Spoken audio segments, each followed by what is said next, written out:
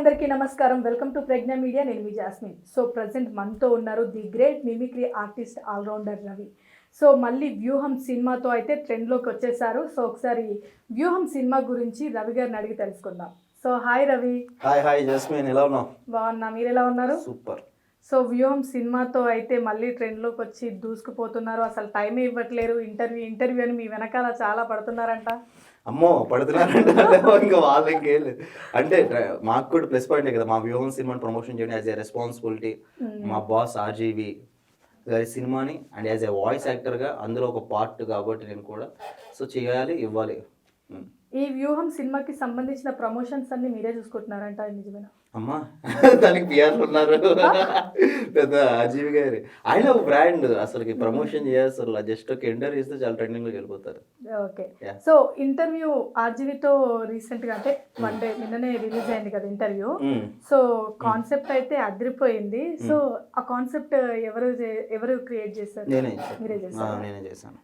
As a first నుంచి concept director కాబట్టి నాకు ఈ కాన్సెప్ట్ని సార్కి ఎప్పుడైతే చెప్పానో వెంటనే నచ్చి వెంటనే ఓకే చేసి చెప్పిన వెంటనే ఇంటర్వ్యూ చేస్తాం.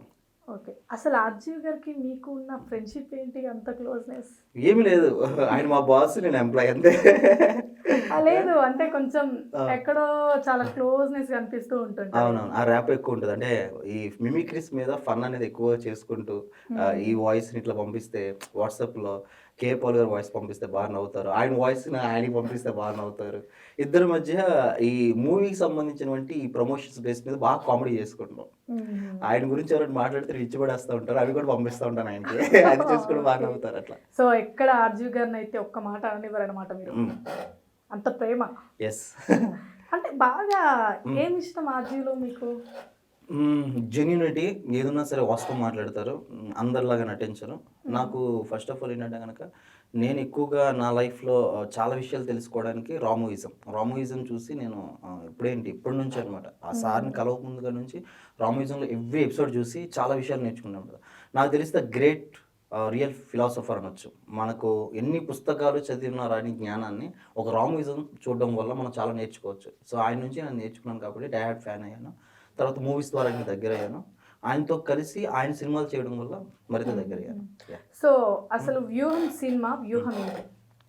ఏమీ లేదు, దిస్ ఈజ్ జగన్మోహన్ రెడ్డి గారి కష్టం. ఎక్కడైతే కనుక ఆయన లైఫ్లో ఎన్ని స్ట్రగుల్స్ ఫేస్ చేసి ఎంతమందిని ఎదిరించి ఆంధ్రప్రదేశ్ రాష్ట్రానికి ముఖ్యమంత్రి అయ్యారనేది వ్యూహం ఫస్ట్ పార్ట్. అది ఆయన జర్నీ రాజశేఖర రెడ్డి గారు చనిపోయిన కాడి నుంచి స్టార్ట్ అయ్యింది. రాజశేఖర రెడ్డి గారు చనిపోయిన తర్వాత ఆయన్ని జైల్లో పెట్టించడం కావచ్చు, తర్వాత ఆయన్ని మీద అక్రమమైన కేసులు పెట్టడం, వాళ్ళ ఫ్యామిలీని స్ట్రగుల్స్ చేసిన తర్వాత ఎన్ని వచ్చినా కూడా ఆయన అధికారంలో ఉన్నటువంటి ఏదైతే కేంద్రంలో ఉన్నటువంటి సోనియా గాంధీ గారిని ఎదిరించి ఏ రకంగా పాదయాత్ర చేసుకుంటూ ప్రజల్లోకి వచ్చి ఓదార్పు యాత్ర చేసుకుని ముఖ్యమంత్రి ఎలా అయ్యారు అనేది ఒక success man biography. Okay. So ఇప్పుడు ఏదైతే జగన్ గారి గురించి తీశారు కదా, అలాగా మరి తెలంగాణలో కూడా ఎవరి ఎవరిదైనా స్టోరీ తీసే అవకాశాలు ఏమైనా ఉన్నాయా? సినిమా మన కొండ తీశారు కదా, కొండ సంబంధించినటువంటి కొండ సురేఖ గారు మీరు పేరు ఏమైనా ఉంటారు. కొండ ఫ్యామిలీలో అసలుకి ఫ్యాక్షనిజం అనేది ఇక్కడ తెలంగాణలో ఉన్నది అంటే కనుక కొండ ఫ్యామిలీ, దానికి సంబంధించి సినిమా తీశారు, రిలీజ్ అయ్యారు, సూపర్ సక్సెస్ అయింది అది. సరే, ఒక క్వశ్చన్ ఏంటంటే ఇప్పుడు జగన్ గారి గురించి తీయడం ఓకే బాగుంది, లైక్ అది మీకు నచ్చింది కాబట్టి ఒక ఇన్స్పిరేషన్ స్టోరీగా మీరు తీసుకున్నారు కాబట్టి తీశారు, it's okay good.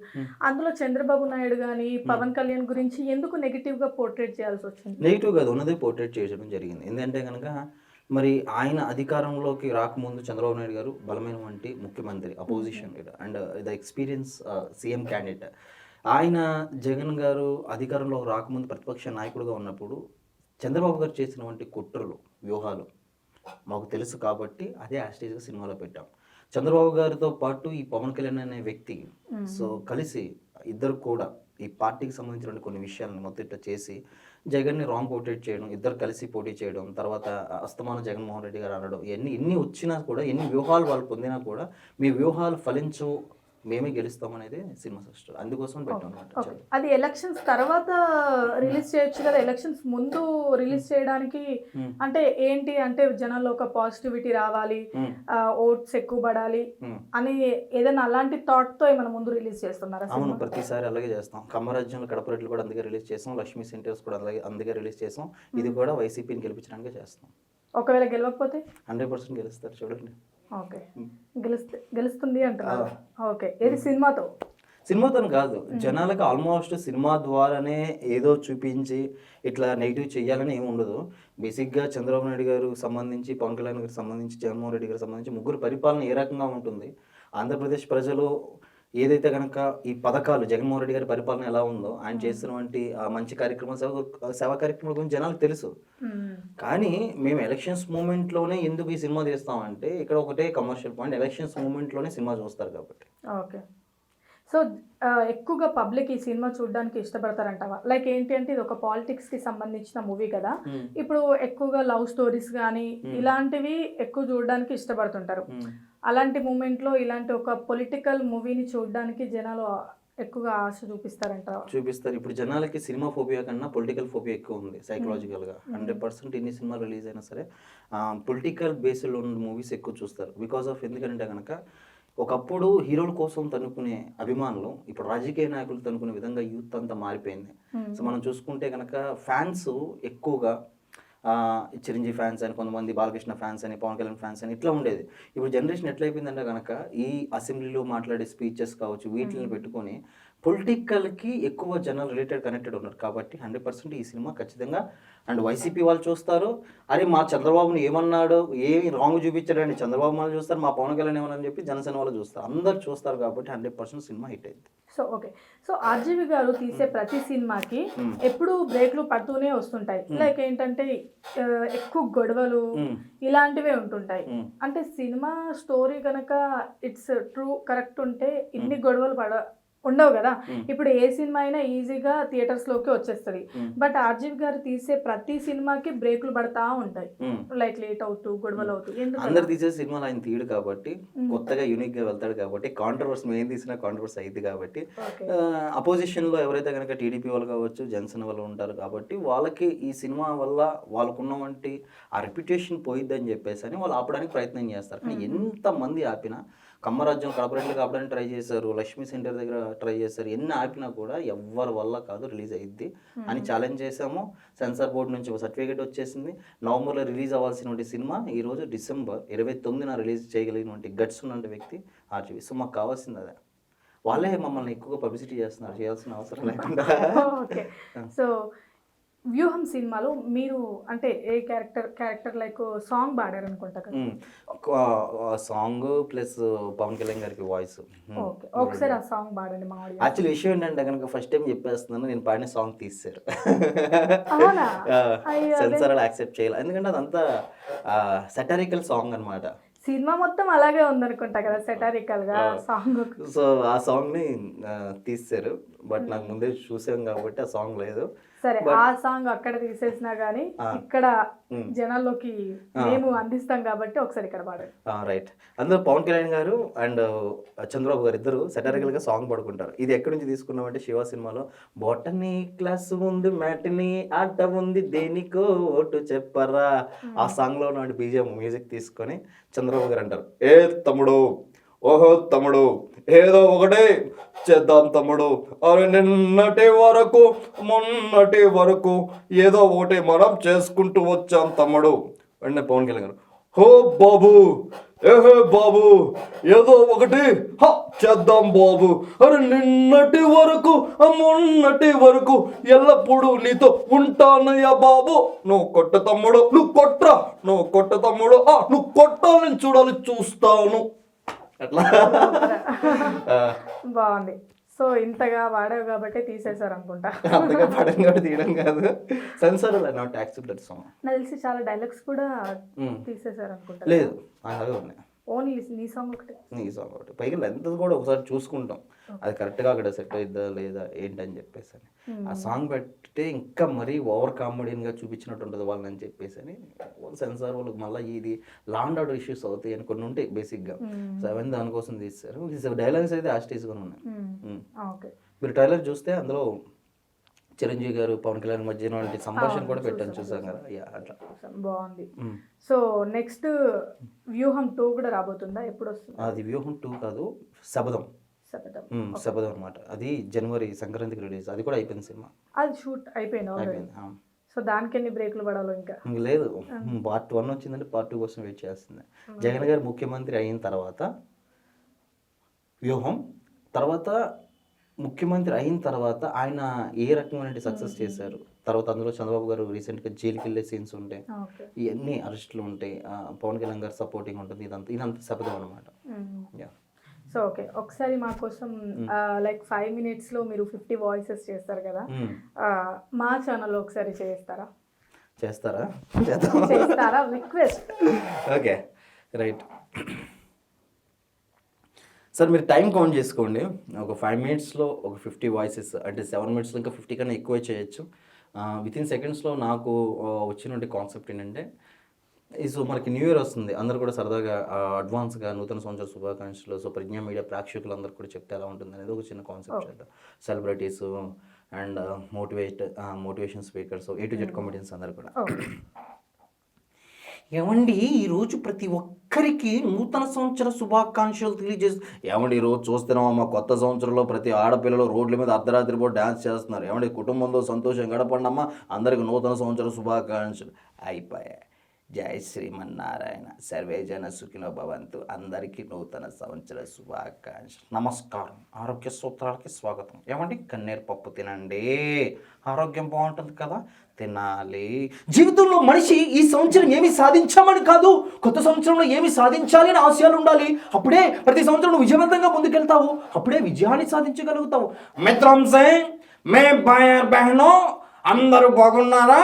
Wish you happy advance happy new year.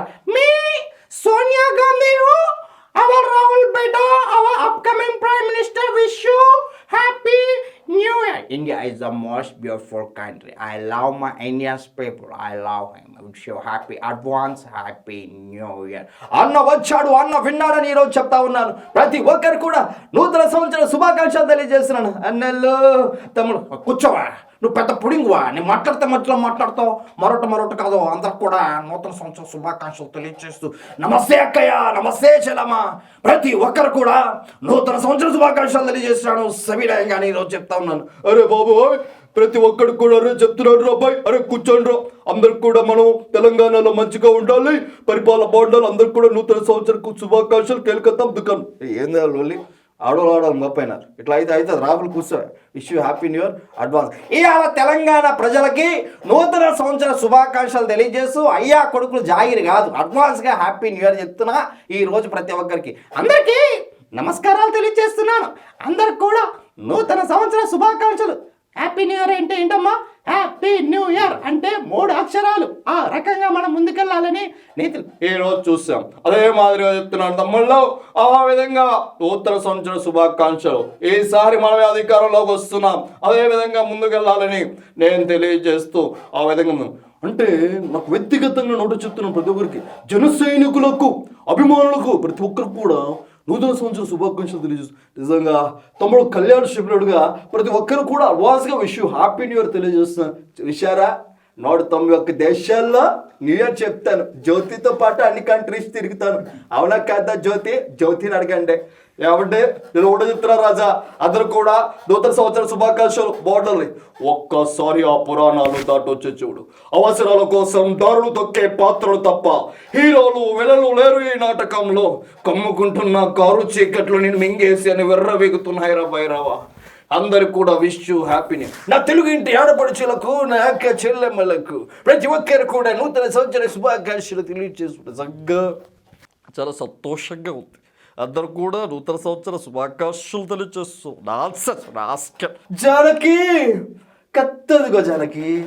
నా వాళ్ళందరికి కూడా నూతన సంవత్సర శుభాకాంక్షలు తెలియజేస్తున్నాను. అరే గంగులు సుబ్బులు, వాట్సాప్ మా రావుడి గాయస్. నిజంగా మీ అందరికి కూడా అడ్వాన్స్గా హ్యాపీ అని ఎవరు తెలియజేస్తున్నాను. రావుడేసి ఇయర్లో ఖచ్చితంగా హిట్ కొడతాను. మీరందరికి కూడా విష్ హ్యాపీగా. ఎవడి ప్రెసిడెంట్ గారు, నేను మీ సిట్ బాబునండి. అందరికి కూడా నూతన సంవత్సర శుభాకాంక్షలు. నువ్వేడరా నవ్వా, ఎప్పుడు అలాగే ఉండవా? పేపర్లో చూసుకోవడం కూతురు తెలుసా, రై అని. అరే ఈ సంవత్సరం నవ్వు బాగుంది. ఏంటి ఎంత నన్ను చూస్తాను ఏదో పెట్టమో వేసుకొని. నీ హైట్ ఎంత, నా హైట్ ఎంత? అరే ఓ బట్టే బాస్, ఈ సంవత్సరం ఏదో ఒకటి సాధించండి. లైఫ్లో గోల్ అంటూ పెట్టుకోండి. మీకన్నా తోపు ఎవరు లేరు ఇక్కడ. ఏమప్పా ఈ సంవత్సరం మొత్తం గబ్బు లేకుండా అందరు సంతోషంగా ఉండి ఏదో ఒకటి చేసుకుంటూ పోండబ్బి అన్నా. అందరికీ అడ్వాన్స్గా హ్యాపీ న్యూ ఇయర్ అన్నా. వచ్చమంతా చెడ్డ పేజీలో చెరక దట్టలో చెట్టడి బియ్యం లగెత్త కొడితే లడ్డండ ఆ లడ్డండ అయితే ఓకే. వియో ఏంటి తినాలంటే ఎగసగల కనబడదు ఏంటి? మీ ఇంట్లో బల్లి ఉందా? బల్లి గోడ మీద ఉందా? అది ఆడతాం కదా. అబ్బా అమ్మతో వచ్చేసా ఎంఎస్ నారాయణ. ఎం అంటే మందు, ఎస్ అంటే శివుడు. అందరు కూడా ఈ సంవత్సరం ఫుల్గా మందు తాగేసి పడుకోండి. అందరు కూడా బాగుండాలి, నేను ఉండాలి. బావా ఆ విక్రమరాతుడు మళ్ళీ వచ్చేస్తాడంట బావా. మామూలుగా ఉండదు, చింతాకంట బావే. హల్లోడు గారు ఆఫీస్ నుంచి వచ్చేటప్పుడు ఏ న్యూ ఇయర్ సందర్భంగా కేక్ తీసుకొని రండి, మనం బాగా సెలబ్రేషన్ చేసుకుందాం. ఒరే రాఘవ, నీ భయంతో నన్ను చంపేస్తున్నావు రాఘవ. వేడి వేడి ఎన్నలో నయ్యేసుకుని తింటే అబ్బా న్యూ ఇయర్ చాలా బాగుంటుంది. అయ్య బాబాయ్ ఏంటిదే మామూలుగా లేదా? అందరు కూడా చాలా బాగా మాట్లాడుతున్నారు. అందరు కూడా విష్ హ్యాపీ. ఓరి పిచ్చి పుల్లన్న, ఓరి పిచ్చి చెక్కన్న, నేను ముందే చెప్పాను వెళ్ళిపోతాడు. అబ్బో లేదు చేసి దసరావులు పోటు డొక్కలో కొట్టి డిక్కీలు ఎట్టేయగలం. మనసన్నాక కాసంత కళా పోస్తుండాలి. ఏమంటావు సెక్రటరీ? అందరూ కొంచెం సంతోషంగా ఉన్నాను. కానీ యుద్ధం కూడా ఆ తర్వాత ఆపేస్తాను. వెళ్ళొద్దాను వెనకాల ఓ దొరతా ఉంటుంటే మగాడవనా లేకపోతే మీ శాతకాలంలో ఉన్నా అన్న కూడా చూపిస్తాండి రా బాబు. ఈ కొత్త సంవత్సరం బతకండి రా, సాగలా సంతోషంగా ఉండండి రా బాబు. ఏటంటే ఎరా దేశం అంటే మట్టి కాదు, దేశం అంటే మనుషులను తెలుసు కదా. ఎలా ప్రతి ఒక్కరు కూడా ఈ సంవత్సరం సంతోషంగా ఉండాలి. అందరి ముందు నిన్న పుట్టించిన దేవుడు కనబడితే వాడిని సెల్లో వేస్తా. మీకు సోషల్ రెస్పాన్సిబిలిటీ లేదా? తిన్నామా పడుకున్నామా తెల్లారిందా? ఈ సంవత్సరమైన గోల్స్ పెట్టుకోండి. అందరూ కూడా ముందుకు వెళ్ళి హ్యాపీగా ఉండండి. అందరూ కూడా జఫ్ఫల రే మారండి రా. మార్పు చెందినవాడే మనిషి అని మంచి మాటలతో ఎల్లప్పుడూ వస్తుంటాను నేను. మీరు రాకేష్ మన బాగుండాలి, అందరు బాగుండాలి. ఆ కళ మా తల్లి ముద్దు పెట్టాలి, పరిశ్రమ బాగుండాలి, అందరు బాగుంటాయి, మనం బాగుంటాం. అరే ఎగిరి తంత నీ యొక్క ఎప్పుడు రావాడు. అరే ఏదో అన్న ఉండి లక్క ఉన్న ఇండి కరిగిన బంగారు కరిగిన నీ మనసు కరగదమ్మా. అడుక్కుతున్నా నా కొడుకు ఉప్పల్ బాల్ అంటే ఇవ్వడం. హాయ్ అండి, నేనండి ఉప్పల్ బాల్ అండి. అందరు కూడా wish advance happy new year అండి. అందరు కూడా బాగుండాలి. Thank you so much. ఆటగాళ్ళందరూ కూడా ఈరోజు ఆట ఆడడానికి వచ్చారు. అరే ఏంట్రా ప్రతి సంవత్సరం ఏం సాధించాను కదా. అరే ఈ సంవత్సరం మారండ్రా. మీ తల్లిదండ్రులు బాగా చూసుకొని గుంటల వెనకాల తిరిగి బాగుంటారు. జీవితం నాశనం అయిపోతుంది. అన్న నువ్వు అర్జున్ అడుగుతుంది. నేను అర్జున్ అయితే మీకెందుకు రా? అరే నాకు నెత్తి మీద 2 ఎంటులు కూడా లేవు. నేను హీరో ఏంట్రా? మీరు మారండ్రా బాబు. ఇట్లాగా సూపర్ అసలు. Thank you. చాలా బాగా చేశారు, గ్యాప్ లేకుండా. అది ప్రాక్టీస్ చేయడం వల్ల ఇదంతా. అంటే మీకు మిమిక్రీ అంటే ఇష్టమా, లేదంటే లైక్ ఆల్రెడీ స్టార్టింగ్ నుంచి ఆ వాయిస్ ఉండడం? ప్రాణం అంటే డెడికేషన్. అంటే నాకు ఈ మనం చేసే పని మనం పిచ్చిలాగా ప్రేమిస్తే ఇవన్నీ సాధ్యమవుతాయి. నాకు మిమిక్రీ అంటే ఇంకా ప్రాణం. అది ప్రాక్టీస్ చేయడం వల్ల ఇప్పుడు నేను ఈ చేసి అనేది వేరే వాళ్ళు చేయలేరు. బికాజ్ ఏంటంటే దీనికి 2 months ప్రాక్టీస్. నేను 2 months ఇలా చేసినందుకు నా వోకల్ కార్డ్స్ దెబ్బతిని వాయిస్లో పెయిన్స్ వచ్చి గొంతులో చాలా హెల్త్ పరంగా చాలా సఫర్ అయ్యాను. బట్ ఏంటంటే నేను ఒక ప్రయోగం చేస్తున్నాను. అది ఏంటంటే కనుక 5 నిమిషాల్లో 50 వాయిస్లు చేసి 3 ప్రపంచ రికార్డులు చేయాలి అని లైవ్ మీడియా ముందు. అది చేయడం కోసం ప్రాక్టీస్ చేశాను 3 years బ్యాక్. అది బషీర్బాగ్ ప్రెస్ క్లబ్లో చేయడం వల్ల talent book of record, culture book of record and Bharat world record 3 records గూగుల్లో ఉంటుంది ఇప్పుడు. ఆల్రౌండర్ రవి రికార్డ్స్ అంటే అది చేశాను. అది చేసిన తర్వాత మళ్ళీ ఇది చూసి వేరే పర్సన్స్ నాకు స్పాన్సర్ చేశారు, చంద్రముఖి ఆర్ట్స్ క్రియేషన్స్ అని చెప్పని. అదేంటంటే కనుక అది డైరెక్ట్గా పెద్దది వండర్ బుక్ ఆఫ్ రికార్డ్. అది విత్ ఇన్ సెకండ్స్లో వాయిసెస్ చేంజ్ చేస్తూ 100 వాయిసెస్ చేయాలి. వాళ్ళు ఇచ్చిన టైం 20 minutes. So impossible. పైగా వెల్ రికగ్నైజెస్ వాయిసెస్ చేయాలి.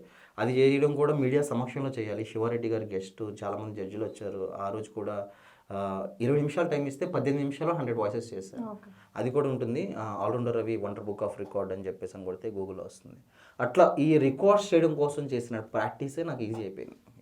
అంటే మీరు ఓన్గా ప్రాక్టీస్ చేశారా లేదంటే ఏదైనా ఇన్స్టిట్యూట్లో కానీ అలా సంథింగ్? లేదు, నాకు మొదటి నుంచి చైల్డ్హుడ్ నుంచి నేను చైల్డ్హుడ్ ఆర్టిస్ట్ లాగా చైల్డ్హుడ్ మిమిక్రీ ఆర్టిస్ట్. ఈ స్కూల్లో కొన్ని కోతి చేష్టలు ఎక్కువ చేస్తూ ఉండేవాడిని. ఆ స్కూల్లో మాస్టర్ని ఏడిపించడం, అమ్మాయిలాగా మాట్లాడి మా ఫ్రెండ్స్ని ఏడిపించడం, ఈ అంటే చిన్నప్పటి నుంచి ఆ మంకీ యాషాలే ఈరోజు నాకు ప్రొఫెషన్ అయింది అంతే. ఓకే. ఎన్ని మూవీస్కి డబ్బింగ్స్ చెప్పారు ఇప్పుడు? దాదాపుగా ఒక 100 మూవీస్ వరకు చెప్పుంటా డబ్బింగ్స్.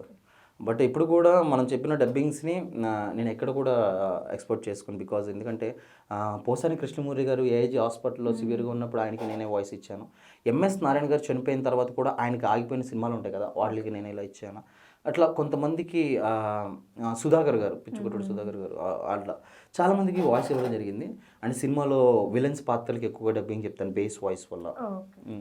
అట్లా ఒక 100 మూవీస్ చెప్పాను. ఇన్ని డబ్బింగ్స్లో నాకు బాగా పేరు తీసుకొచ్చినటువంటి మూవీస్ F3 సినిమా ఒకటి, ఆర్జీవి సినిమాలు, ఈ రెండే నాకు బాగా పేరు తీసుకొచ్చాను. అంటే మీరు ఓన్లీ ఇలా మిమిక్రీయే కాకుండా సో ఆల్రౌండర్గా చాలా మూవీస్లో యాక్టింగ్ కానీ లైక్ ఈవెంట్స్ కానీ యాంకరింగ్ కానీ ఇవన్నీ చేస్తుంటారంట కదా? అవును, అంటే ఆల్రౌండర్ అనే పేరు బేసిక్గా నేను పెట్టుకున్నది కాదు. చాలామంది ఏంటంటే ఇండస్ట్రీలో ఏదో రకరకాల స్టార్లను పెట్టేసుకుంటారు, బట్ మన అది కాదు. నేను బేసిక్గా ఏంటంటే కనుక డిఆర్డిఏ అని చెప్పేసి డిస్ట్రిక్ట్ రూరల్ డెవలప్మెంట్ ఏజెన్సీ, మన our 16th chief minister Nallari Kiran Kumar Reddy గారు రాజీవ్ యువకరణ అనేది పెట్టారు. నాకేంటంటే చిన్నప్పటి నుంచి ఎడ్యుకేషను, ఈ ప్రపంచంలో సోలోగా హాస్టల్లో బతకడం, కాలేజ్ లైఫ్ కూడా బాయ్స్ కాలేజ్లో చదవడం, ఇట్లా చదవడం వల్ల ఎడ్యుకేషన్ మీద ఎక్కువ ఫోకస్ పెట్టడం వల్ల 22-23కి గవర్నమెంట్ జాబ్ కొట్టిండే. అది ఏంటంటే ఫ్యాకల్టీగా అనమాట. ఈజీఎంఎంలో ఎంప్లాయ్మెంట్ జనరేషన్ ఆఫ్ మార్కెటింగ్ విషయంలో ఎవరైతే 10th క్లాస్ ఫెయిల్ అయిపోయిన వాళ్ళు ఉంటారు కదా, పాస్ అయ్యి లేకపోతే ఆ సబ్జెక్ట్స్ అవ్వని వాళ్ళు ఉంటారో వాళ్ళకి ఏం చేసామంటే కనుక మేము వెళ్ళి బాబు మీరు ఇలా కంప్యూటర్స్ నేర్చుకోండి, హోటల్ మేనేజ్మెంట్ నేర్చుకోండి, మీకు హైదరాబాద్లో ఉద్యోగాలు ఇప్పిస్తామని చెప్పని అప్పుడు నేను ఫ్యాకల్టీగా చేశాను. మధ్యలో అస్తమానం క్లాసులు చెప్పడం వల్ల బోర్ కొట్టింది కదా, సో ఏం చేసామంటే సరదాగా మిమిక్రీ చేయడం, ఈ మోటివేషన్స్ చెప్పడం, థియాలజీ చెప్పడం, పుస్తకాలు ఇప్పుడు ఖాళీగా ఉండే బుక్స్ చదువుతూ కూర్చున్నాడు. అప్పుడు సార్ నెక్స్ట్ క్లాస్ ఎవరు అంటే, సార్ మీరు ఇన్ని టాలెంట్స్ ఉన్నాయి, మీరు ఆల్రౌండర్ సార్ అని. నెక్స్ట్ క్లాస్ ఎవరు అంటే allrounder sir, allrounder Ravi sir అని వాళ్ళు పెట్టుకున్న పేరుని అది కంటిన్యూ అయిపోయింది అనమాట, నా స్టూడెంట్స్ పెట్టిన పేరు. సో పుస్తకాలని బాగా చదివిన ఆల్రౌండర్ రవి మనుషులని లైక్ ఇక్కడున్న ఏమంటారు సొసైటీని చదవలేకపోయాడు అనుకోవచ్చు. నిజమే, ఎందుకంటే కనుక పుస్తకాల జ్ఞానం కన్నా చదువు కన్నా ప్రాక్టికల్ నాలెడ్జ్ అనేది చాలా ఇంపార్టెంట్. నాకు మొదటి నుంచి అది లేదు. బికాజ్ ఎందుకంటే కనుక నేను చదివిన చదువులు నేను మొదటి నుంచి పెరిగిన విధానం అలాగే. మమ్మీ ఏమో టీచరు, డాడీ ఏమో సెంట్రల్ గవర్నమెంట్ ఎంప్లాయ్, ఒకే కానీ ఒక కొడుకుని. వాళ్ళు ఎలా చూస్తారు, వీడిని చదువుకొని నాకేంటంటే నా లైఫ్ గోల్ అసలు ఈ మిమిక్రీలో కాదు, ఒక లెక్చరర్, ఒక ప్రొఫెసర్గా ఒక ఇన్స్టిట్యూట్స్ పెట్టి ఎడ్యుకేషన్లోనే నేను నా జీవితం అనేది ఇట్లా వెళ్ళాలనేది నా గోల్. సో అట్లా వెళ్ళడం వల్ల జీవితం మొత్తం ఏమైపోయిందంటే ఈ చదువులు ఈ క్రమశిక్షణ ఇట్లా వెళ్ళిపోవడం వల్ల మనిషిని చదవలేకపోయాను. దానివల్ల చాలా దెబ్బయ్యాను నేను. ఇప్పుడు ఈ మధ్య అంటే ఈ 2 years పీరియడ్లో ఈ సొసైటీ ఎలా ఉంటారా, మనుషులు ఇట్లా ఉంటారా ఏంటనేది ప్రాక్టికల్గా తెలుసుకొని కొన్ని విషయాలు తెలుసుకోగలిగాను. అంటే హైదరాబాద్ వచ్చిన కొత్తలో కూడా నాకు ఏం తెలియదు, ఏదో స్టేజ్ మీదకి వెళ్ళానా మిమిక్రీ చేసాను. హైదరాబాద్ వచ్చిన కొత్తలో ఇంకేంటి 500 రూపీస్తో వచ్చాను జత బట్టలతోటి, నాకేం తెలియదు. బట్ నాకేంటంటే కనుక మిమిక్రీ అనేది నాకు ఒక ఈవెంట్స్ ఇవ్వడం వల్ల, ఆ మిమిక్రీలో చిన్న చిన్న ఈవెంట్లు చేసుకోవడం నా పేరు బాగా స్ప్రెడ్ అయిపోయింది. ఓకే ఇతను ఎవరో కొత్త అతను ఉంటా, హైదరాబాద్ వచ్చాడు, బాగా చేస్తున్నాడు మిమిక్రీ అని కొన్ని షోస్ ఇవ్వడం. ఆ షోస్ ఎప్పుడు శనివారం ఆదివారం ఉండేవి. నాకేం ఫైనాన్షియల్ ఇబ్బంది ఉండేది. ఎలాగో చదువుకున్నాం కాబట్టి ఐటీ కంపెనీలో నేను హెచ్ఆర్గా చేశాను. అలా జాబ్ చేసుకుంటూ ఇట్లా ఆర్టిస్ట్గా కొనసాగడం జరిగింది. అట్లా దానివల్ల నేను మనిషిని చదవలేకపోయాను వాస్తవం అదే. సో ఇప్పటికైనా అంటే చదివారా, లైక్ తెలుసా? తెలుసుకున్నాం. మనిషికి ఏంటంటే కనుక ప్రాక్టికల్ నాలెడ్జ్, మనిషి స్వభావాలని అర్థం చేసుకోవాలి, మనుషులు ఎలా ఉంటారని తెలుసుకోవాలి అని చెప్పి. అంటే నేను ఏంటంటే ఎవరిని పడితే వాళ్ళని గుడ్డిగా బిలీవ్ చేసి పడేస్తాను. అది ఎందుకంటే నాకు లేదు, ప్రీవియస్ ఎక్స్పీరియన్స్ లేదు. ఒకళ్ళు నమ్మాము, ఒకళ్ళు మనకి ఏదైనా మంచిగా అనిపించారంటే బ్లైండ్గా వెళ్ళిపోయి వాళ్ళ కోసం ఏదైనా చేసేస్తాను. తర్వాత వాళ్ళే మనకు వెనుపోటు పొరుస్తారు. అట్లా నాకు చాలా వెనుపోట్లు జరిగింది. అట్లాగా చాలా సఫర్ అయ్యాను అన్ని రకాలుగా. ఈ 4-5 yearsలో చాలా చాలా చాలా సఫర్ అయ్యాను. బట్ ఏదైనా కూడా చిన్నదే కాబట్టి తక్కువ టైంలో ఈ ప్రాక్టికల్ నాలెడ్జ్ కూడా రావడం మంచిది అనిపించింది. సో మీరు ఇంత సాధించినప్పటికీ లైక్ ఇప్పటికీ కూడా ఎంత హ్యాపీగా కనబడుతున్నా కానీ ప్రతి మనిషి వెనకాల ఏదో ఒక పెయిన్ అనేది ఉంటుంది కదా. ఇప్పటి వరకు మీరు బాగా ఫేస్ చేస్తున్న సిచ్యువేషన్స్ కానీ, బాధపడుతున్న మూమెంట్స్ కానీ, ఇప్పటికీ మిమ్మల్ని వేధించే మూమెంట్ కొన్ని ఉంటాయి కదా మన లైఫ్ లో, ఎప్పటికీ మర్చిపోలేనివి ఒక బాధాకరమైన మూమెంట్స్, అదేదైనా ఉందా? ఎప్పటికి నేను చచ్చిపోయేంత వరకు కూడా నా లైఫ్లో అది పోని మూమెంట్ ఏదైనా ఉందంటే కనుక the first time I will tell you. So మా డాడీ నాతో లేకపోవడం. ఓకే. ఓకే, ఎందుకనంటే చూడండి, ఒక సెంట్రల్ గవర్నమెంట్ ఎంప్లాయీ చిన్నప్పటి నుంచి అంత డబ్బు అంత శాలరీ ఉండే వ్యక్తి నన్ను చిన్నప్పటి నుంచి ఏసీలో పెంచడం, అరే నేను 10th క్లాస్లోనే బండ్లు కొనిచ్చడం, అంత బాగా పెంచిన వ్యక్తి సడన్గా నేను సక్సెస్ అయ్యి డబ్బులు సంపాదించే మూమెంట్లో ఆయన నా సక్సెస్ని చూడకుండా చనిపోయే టైంకి నేను చాలా, అంటే డాడీకి బాగా ఎక్కువ కనెక్టెడ్గా ఉండేటోడు. నేను చిన్నప్పటి నుంచి మమ్మీ ఏమో స్కూల్కి తీసుకెళ్ళేది ఆ రోజు, లేకపోతే లేదా డాడీ వాళ్ళ ఆఫీస్ తీసుకెళ్ళేవారు బిఎస్ఎన్ఎల్లో. వాళ్ళతో బాగా కనెక్ట్ అవ్వడం వల్ల డాడీ చనిపోయిన బాధ కంటే నా సక్సెస్ని చూడలేదు, నేను సంపాదిస్తున్న డబ్బు ఆయన తినలేదు, అరే నా గురించి ఇన్ని అవార్డులు ఇన్ని ఛాన్స్లో కనబడుతున్నాను, డాడీ ఉంటే బాగుండు, ఇంత సంపాదిస్తున్నాను, మా డాడీని కూర్చోబెట్టి ఆయనకి ఇష్టమైనట్టు అన్ని బ్రాండ్లన్నీ ఒక రూమ్లో పెట్టేసి డాడీ నువ్వు హ్యాపీగా ఉండి ఆయన కారులో తిప్పి ఇట్లా ఎన్నో అనుకున్నాను నేను. అని అనుకునే మూమెంట్లోనే డాడీ చనిపోవడం. రియల్లీ నా లైఫ్లో ఇప్పుడు నాకు అనిపిస్తుంది, ఎంత సంపాదించినా, ఎంత డబ్బు సంపాదించినా, ఎంత పేరు సంపాదిస్తున్నా, ఆయన లేని ఈ సక్సెస్, ఆయన చూడని ఈ డబ్బు, ఆయన అనుభవించిన ఈ హోదాలో జీరో అనిపిస్తుంది నాకు. అదే నాకు ఎప్పటికీ బాధ, ఇప్పుడు కూడా వెంటాడేది అనమాట. అందుకే నాకు ఏదైనా యూట్యూబ్లో కానీ తండ్రి గురించి ఏదైనా ఎమోషన్స్ ఉన్నా కూడా నాకు మా విజయ్ దేవరకొండ సంబంధించిన Arjun Reddy director Sandeep Reddy Vanga is the die hard fan నేను అనమాట. ఆయన యానిమల్ సినిమాని కావాలని చూడలేదు నేను ఇంతవరకు. ఎందుకంటే కనుక అందులో ఫాదర్ అండ్ సన్ ఎమోషన్స్ ఉంటాయి, అది చూసి ఏడ్ చేస్తా, సాంగ్స్ ఏమైనా వచ్చినా ఏడ్ చేస్తా. అంటే వెంటాడే నా ఎమోషన్ నా లైఫ్కి ఎప్పటికీ మా డాడీ లేనిది, అది చచ్చిపోయేంత వరకు పోదు నాకు, అంత ఇష్టం నాకు. సో మీ హ్యాపీయెస్ట్ మూమెంట్ ఏది లైఫ్లో, ఎప్పటికీ మర్చిపోలేదు మూమెంట్? ఫ్రాంక్లీ చెప్పాలంటే అలాంటిది ఏం లేదు. హ్యాపీయెస్ట్ మూమెంట్ చిన్నప్పటి నుంచి అన్ని కష్టాలే. హ్యాపీయెస్ట్ మూమెంట్ ఏం లేదు. ఏదైతే అనుకుంటానో ఏది నాకు దక్కదు. ఓహో, దక్కవా? దక్కవు. ఫెయిల్యూర్స్ లైఫ్లో అంటే ఈ సెలబ్రిటీ హోదాలు, ఈ అచీవ్మెంట్స్, ఏదైతే అనుకుంటామో అదంతా ఏంటి, అది నా టాలెంట్, నాకున్న వంటి మార్కెట్లో నా యొక్క ఒక బ్రాండ్, ఇట్లా డబ్బు బోళ్ళంత డబ్బు ఉంటుంది, బోళ్ళంత పేరు ఉంటుంది, అన్నీ ఉంటాయి. హ్యాపీయెస్ట్ మూమెంట్ ఎందుకు, నాకు చిన్నప్పటి నుంచి అన్ని కష్టాలే, ఎప్పుడూ హ్యాపీయెస్ట్ మూమెంట్ లేదు నా లైఫ్లో, ఓపెన్గా చెప్తున్నా. ఓకే. సో హ్యాపీయెస్ట్ మూమెంట్స్ రావాలని చెప్పేసి కోరుకుంటున్నా. Thank you. So okay, next మీరు జబర్దస్త్లో ఇంతకుముందు చేసేవాళ్ళు కదా, ఇప్పుడు జబర్దస్త్లో కనిపించకపోవడానికి కారణం ఏంటి? జబర్దస్త్లో 2017లోనే చేశాను నేను, వర్కింగ్ రాకేష్ టీంలో చాలా స్క్రిప్ట్లు చేశాను. తర్వాత జబర్దస్త్లో నుంచి జూలా కటక్క అనే ఒక జెమినీ టీవీ ప్రోగ్రాంలో చేశాను. తర్వాత ఈటీవీ హంగామా అనే షోస్లో చేశాను. చాలా టీవీ షోస్ చేస్తుండే. అండ్ ఇప్పుడు జబర్దస్త్లో కానీ శ్రీదేవి డ్రామాకంలో కూడా నేను చేస్తుంటాను. కానీ నేను ఇప్పుడు వెళ్తానంటే కనుక గెస్ట్ ఎపీరియన్స్, నాకు 100% నా క్యారెక్టర్ అక్కడ రిక్వైర్మెంట్ ఉండాలి. ఇప్పుడు శ్రీదేవి డ్రామా కంపెనీలో F3 సినిమా సక్సెస్ తర్వాత పిలిచారు, అది ఇప్పుడు కూడా ఉంటుంది యూట్యూబ్లో శ్రీదేవి డ్రామా కంపెనీలో, అది ఒకటి ఎంట్రీ ఇచ్చాను. తర్వాత మా ఫ్రెండ్ సద్దాం గౌడ్ ఏదైనా మంచి ఇమిటేషన్ క్యారెక్టర్స్ ఉంటాయి, అప్పుడు పిలుస్తున్నాడు, అరే మామ ఇలా రా అని చెప్పేసి అంటారు. అలా జబర్దస్త్లో చాలామంది, మన రాకింగ్ రాకేష్ అని పిలిచాడు, సప్తగిరి క్యారెక్టర్స్. అంటే నేను ఏంటంటే కనుక వాళ్ళు అనుకుంటున్నటువంటి స్క్రిప్ట్కి నేను ఖచ్చితంగా ఇది చేయగలుగుతానంటే కనుక పిలుస్తారు. అప్పుడు మనకి ఏముంటుందంటే ఒక వాల్యూ ఉంటుంది, చేసిన కాసేపు అయినా కనుక అట్లా కనబడిపోతాం, బాగుంటుంది. చాలాసార్లు చాలామంది నా ఫ్రెండ్స్ ఇంకా జబర్దస్త్లో చేస్తుంటారు, కానీ ఇంతవరకు వాళ్ళకి ఆ వెలుగులోకి రాలేకపోయారు. దానికోసం అని చెప్పేసి నేను జబర్దస్త్లో కంటిన్యూషన్, ఎవరైనా పిలిస్తే మాత్రం వెళ్ళకుండా ఉండను, అట్లా అని చెప్పి దాంట్లోనే కూర్చోను. అయినా మీరు ఆల్రౌండర్ కదా, సో అన్నీ చూసుకోవాలి కాబట్టి కొంచెం అక్కడ అలా గ్యాప్ వస్తూ ఉంటుంటుంది. సో అన్ని బ్యాలెన్స్డ్గా ఉంటారు ఎక్కువగా, ఏది కాదనుకోండి. అంటే దేనికి కూడా ఒక దానికి పరిమితం కాదు నేను, ఎందుకంటే అప్పుడు ఒకవేళ పరిమితం అయిపోయాను అనుకో. అమ్మాయిలకు కూడానా?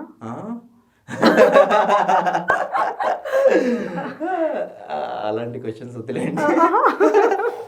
దేనికి పరిమితం కాను, ఎందుకంటే ఇప్పుడు ఒకవేళ పరిమితం అనుకోండి, నా పక్కన ఆల్రౌండర్ తీసేసి మిమిక్రీ రవి అని పెడితే సరిపోయింది, లేదా డబ్బింగ్ ఆర్టిస్ట్ రవి అని పెడితే సరిపోయింది. అన్ని ఒక జర్నలిస్ట్గా చేస్తాను, అన్ని రౌండ్లు వేస్తూ ఉంటారు అన్నమాట. ఈవెంట్స్లో ఎక్కువగా యాంకరింగ్ చేస్తుంటాను, ప్రొఫెషనల్ యాంకర్గా చేస్తుంటాను, ప్రొఫెషనల్ మిమిక్రీ ఆర్టిస్ట్గా మన కంట్రీలోనే కాకుండా అవుట్ ఆఫ్ కంట్రీస్లో చాలా చేస్తుండే పరిస్థితుల్లో ఉన్నాను.